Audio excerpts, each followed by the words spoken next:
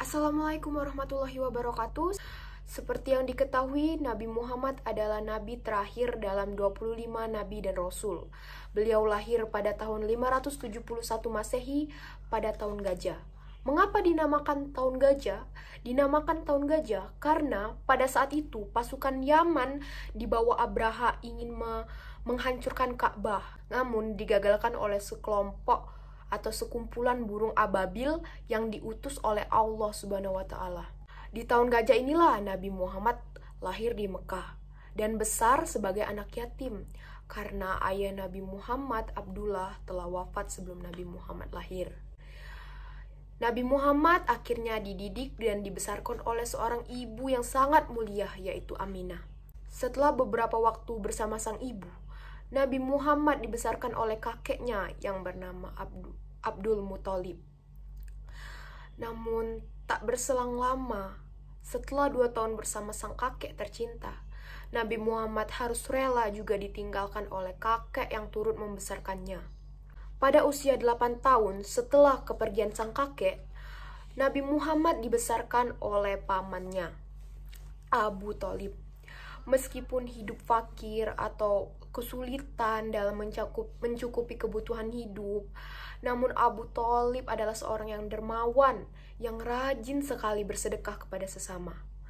Meskipun dalam keadaan sulit, namun Nabi Muhammad dapat tumbuh dan berkembang dengan baik bersama pamannya, yaitu Abu Thalib.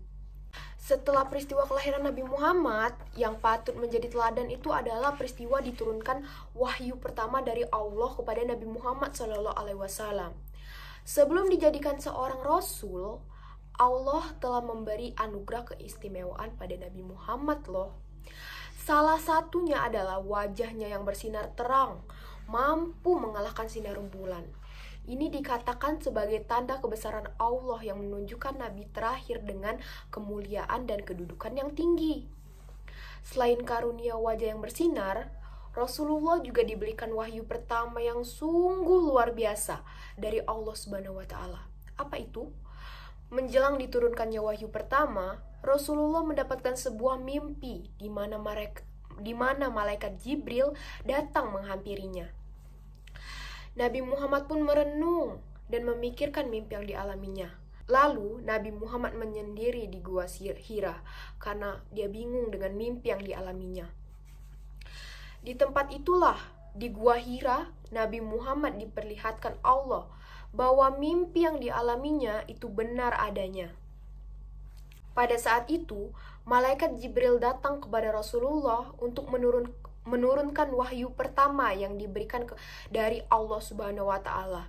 Saat itulah Allah menurunkan Quran surat Al-Alaq ayat 1-5 sebagai berikut. Bacalah dengan menyebut nama Tuhanmu yang menciptakan, Dia telah menciptakan manusia dari segumpal darah. Bacalah, dan Tuhanmu lah yang Maha Pemurah yang mengajar manusia dengan perantaraan kalam. Dia mengajarkan kepada manusia yang apa yang tidak diketahuinya. Quran surat Al-Alaq ayat 1. Setelah peristiwa itu, Nabi Muhammad pulang dengan perasaan takut.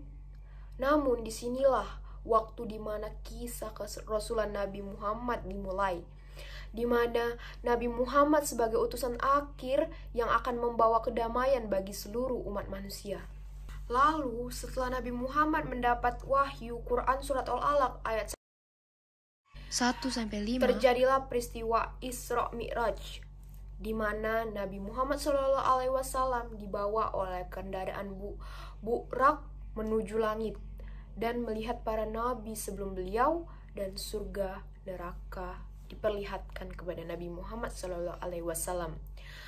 Setelah itu, beliau pun tetap lanjut berdakwah. Memang banyak sekali goyahan atau godaan yang dilakukan oleh kaum Quraisy di Mekah sehingga banyak terjadi perang antara kaum muslimin dan kaum Quraisy. Hingga Nabi beserta pengikutnya hijrah ke Yastrib atau Madinah ya pada saat ini. Pada akhirnya, pada 630 Masehi, 10.000 kaum muslimin